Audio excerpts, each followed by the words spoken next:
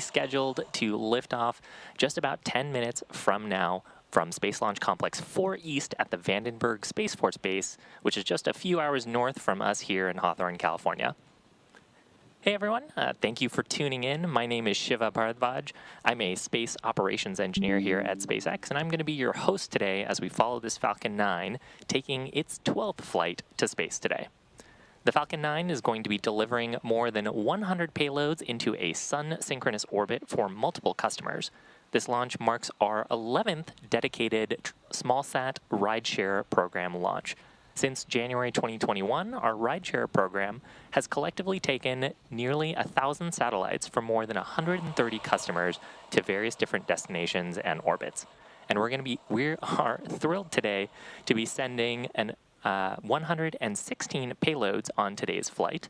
That includes CubeSats, microsats, and an orbital transfer vehicle, which is carrying 8 of those payloads, 5 of which will be deployed at a later time. Now, all of the spacecraft, some of which can be seen on this photo, will separate from the second stage across 99 deployment events, scheduled to start around the T plus 54-minute mark and conclude at about 2.5 hours after liftoff. We are expecting to have telemetry for most of these deployment events, and we're going to be lighting our Merlin vacuum engine for a total of 4 times over the course of today's mission. Now, if you're interested, you can see a full list of the payloads at our website, spacex.com/launches. We're currently working towards a launch at 11:56 a.m. Pacific time. That's just about 8 minutes from now. Now, if needed, there is a backup opportunity tomorrow, August 17th, at 11:20 a.m. Pacific time. Currently, the weather is green on the central coast of California, and the range is ready to support. So with that, why don't we meet our launch vehicle, the Falcon 9, the most flown U.S. launch vehicle. The Falcon 9 rocket supporting today's mission is a 2-stage vehicle designed for safe transport of satellites, cargo, and people to orbit. At the very top of the rocket, we've got the payload fairing. That is a protective shell that houses all of the payloads, shielding them from aerodynamic heating until the vehicle is outside of the Earth's atmosphere. The aerodynamic shape of the fairing also contributes to Falcon 9's overall efficiency and reduces drag on the vehicle as we accelerate through the Earth's atmosphere on our way to orbit. Now, once we're in space, those 2 fairing halves separate and fall back to Earth, where they will be recovered later today by our Go Beyond vessel to be refurbished and reused on a future mission. Right below the fairing, we have our second stage that has a single Merlin vacuum or MVAC engine, which is going to be taking our payloads to their drop-off points in orbit. Below the second stage is our black carbon fiber interstage, where the Merlin vacuum engine is located. The interstage connects the 2 stages and houses a center pusher that separates the first and second stages from each other during ascent. Now, below that, we've got our first stage, which is also referred to as the booster. It makes up the bottom 2/3 of the vehicle and has 9 Merlin 1D engines at its base. Those Merlin 1D engines generate more than 1.7 million pounds of thrust. Now, SpaceX is working to certify our Falcon 9 boosters to be reflown for up to 40 flights, and today we actually have several boosters that have completed more than 20 flights each. The first stage supporting today's mission is flying for its 12th time, having previously flown the SDA-0A, Sarah 2, and 9 Starlink missions. Now, about 2.5 minutes into flight, the first stage will separate and make its way back to Earth to attempt a land landing at LZ4, which is on your screen. That's a site not too far away from today's launch pad. Because this is a return to launch site, or RTLS landing, during reentry when the booster slows down from supersonic speeds, people in the immediate area may hear a brief double clap of a thunder-like sound, which is referred to as a sonic boom. Reusability is the key to our future in space, and the sonic booms created during returning boosters are unique to reusable vehicles. Similar sonic booms were heard during the return and landing of NASA's space shuttle and famously occurred during a Falcon Heavy launch when two boosters return at the same time to the launch site at Cape Canaveral, and that makes a unique double sonic boom. Now, while these have become well known to rocket enthusiasts at the Cape, they are becoming more well known on the Central Coast and will soon be coming to Texas, where our Starship vehicle's Super Heavy booster will soon begin returning to the launch tower for rapid reuse.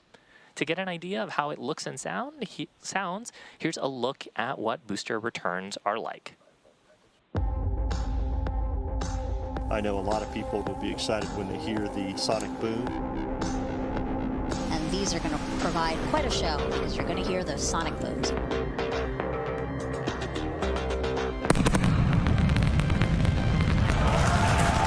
boom. Booster landing leg deployed.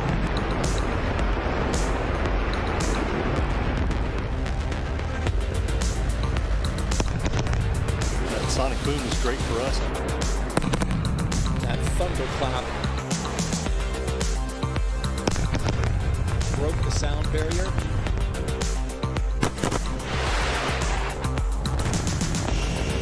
Side booster separation confirmed.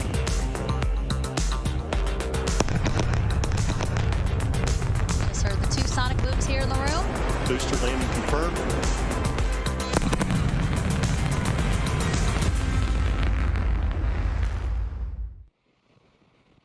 Now, to date, we have landed Falcon 9 339 times, and we're going to be listening for that sonic boom today as the first stage returns to landing zone for, hopefully, for its 340th landing of an orbital class rocket.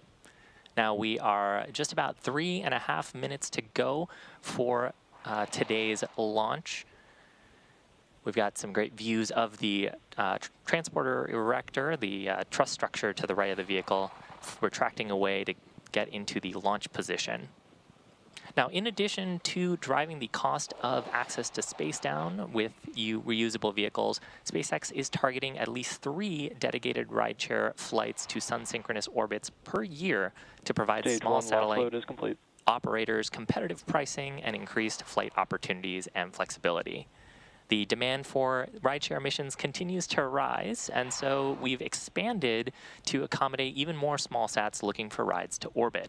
Later this year, we're going to be launching the second bandwagon mission, a separate line of rideshare missions that will deliver spacecraft into mid-inclination orbits rather than transporters' sun-synchronous orbit. These mid-inclined orbits are appealing to a growing number of customers, especially those who want to do remote sensing missions that strengthen coverage over parts of Asia and the Middle East.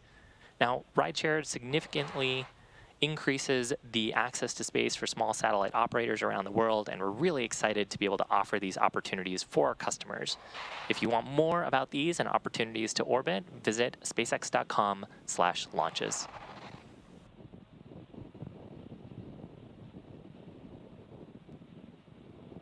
We had a couple of callouts there indicating that LOX load is complete on the second stage.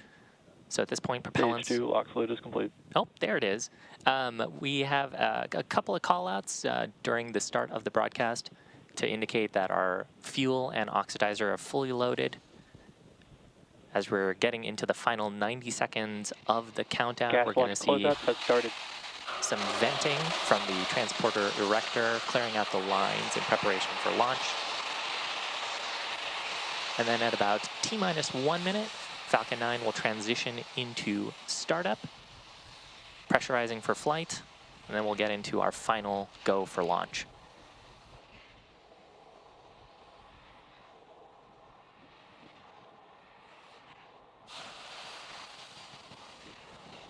Falcon 9 is in startup.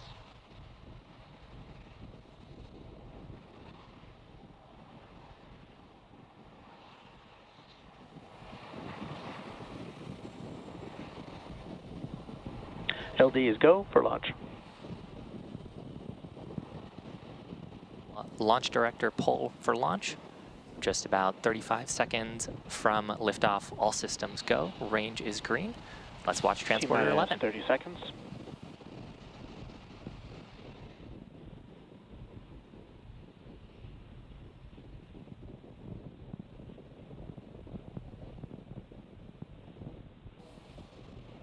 minus 15 seconds. T minus 10, 9, 8, 7, 6, 5, 4, 3, 2, 1. Ignition. And liftoff of Falcon 9. Go Transporter 11. Vehicles pitching downrange. MOD chamber pressure nominal.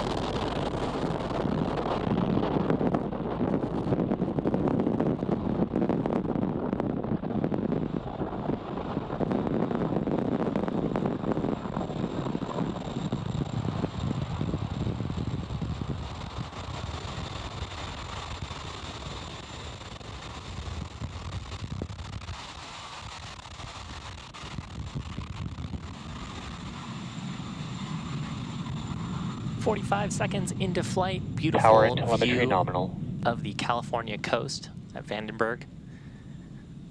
We've cleared the tower and Launch Complex 4 East. We've begun throttling down those Merlin 1D engines on the first stage in preparation for max Q. Falcon 9 is supersonic. That's the point of maximum aerodynamic stresses during ascent. Max Q. And with that, we've got 5 events coming up back to back. The first of those is going to be Main Engine Cutoff, or MECO. That's where we'll shut down all 9 of the Merlin 1D engines in preparation for stage separation. The center pusher will separate the first and second stages. Simultaneously, the first stage will begin a flip maneuver to start making its way back for its landing attempt, while the second stage starts up its Merlin vacuum engine for SES-1 to take our transporter satellites to orbit.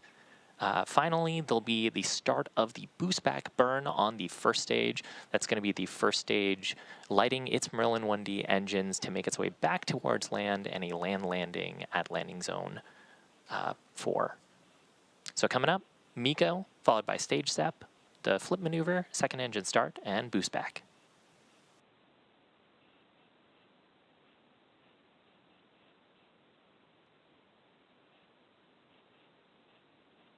Main engine cutoff. Stage separation confirmed.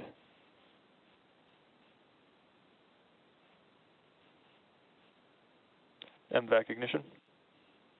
Stage 1 boost back startup.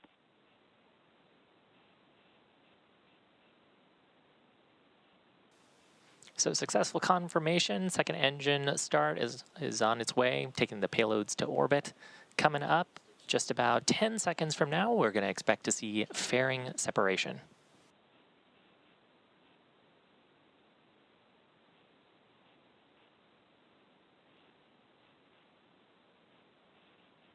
Fairing separation confirmed. And there is successful confirmation of fairing separation. You can also get a good view of the payloads flying on today's mission. And a great shot there, you can see a fairing half returning back towards the California coast. As a reminder, we will be recovering those fairings and refurbishing them for use on a future mission. Now, next major milestone is boost back shutdown on the first stage. Stage 1 boost back shutdown. And with that, the first stage is making its way back towards its next major activity, which will be the entry burn starting at around the T+6 minute mark. You can see the grid fins deploying on the first stage. We're seeing some white gas there. That's expected on the left-hand side of your screen. Those are our attitude control system that is helping orient the stage to get the heat shield pointed in the right direction for the upcoming entry burn.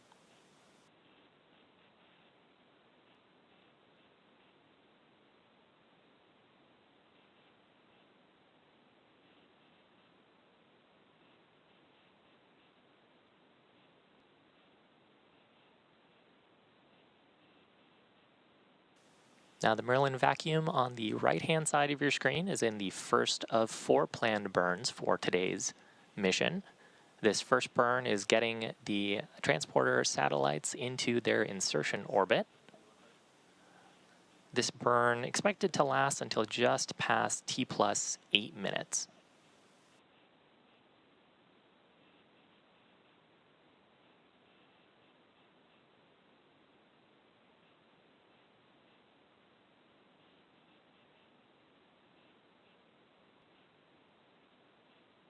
Falcon 9 is on a nominal trajectory.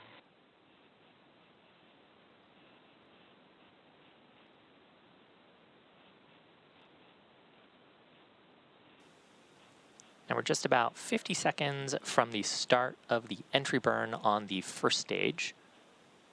Now, the entry burn is used to slow down the vehicle as we start getting into the denser parts of the Earth's atmosphere. That helps us slow down the vehicle a little bit faster than if we were just using the drag from aerodynamic forces, and that would add a bunch of stress to the vehicle. So this helps us make the entry a little more gentle and helps us to refurbish and reuse the boosters more easily for future missions.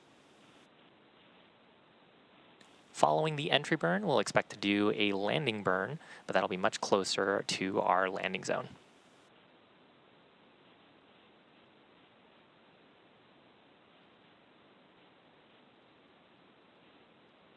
Stage 1 entry burn startup.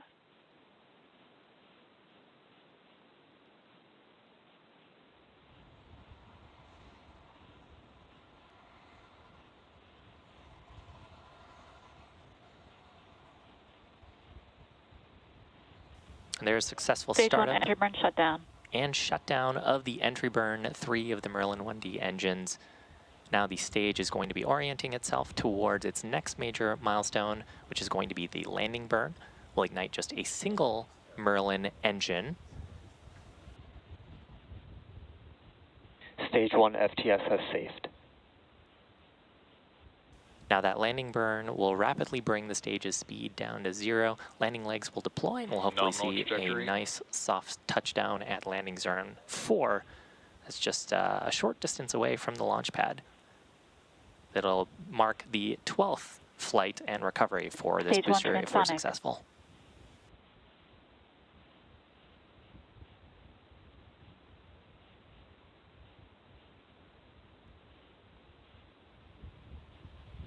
Stage 1 landing burn.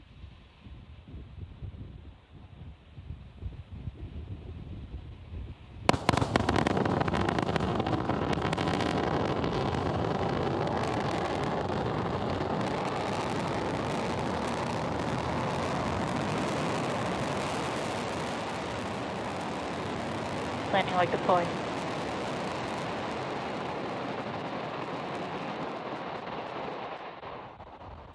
And Stage that 1 landing marks confirmed. the 12th landing for this booster. It marks SpaceX's 340th landing internal of an guidance. orbital class rocket. Next up, just about 20 seconds, will be the Merlin vacuum shutdown, SECO, second engine cutoff number 1. Stage 2 FTS has saved.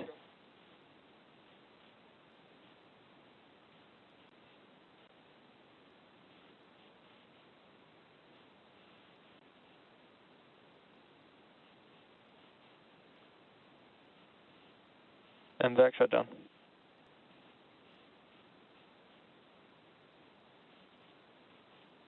And there is successful shutdown of the Merlin vacuum engine for the insertion orbit. Nominal parking orbit. And that call out indicating that we are in the target orbit for insertion of today's mission around planet Earth.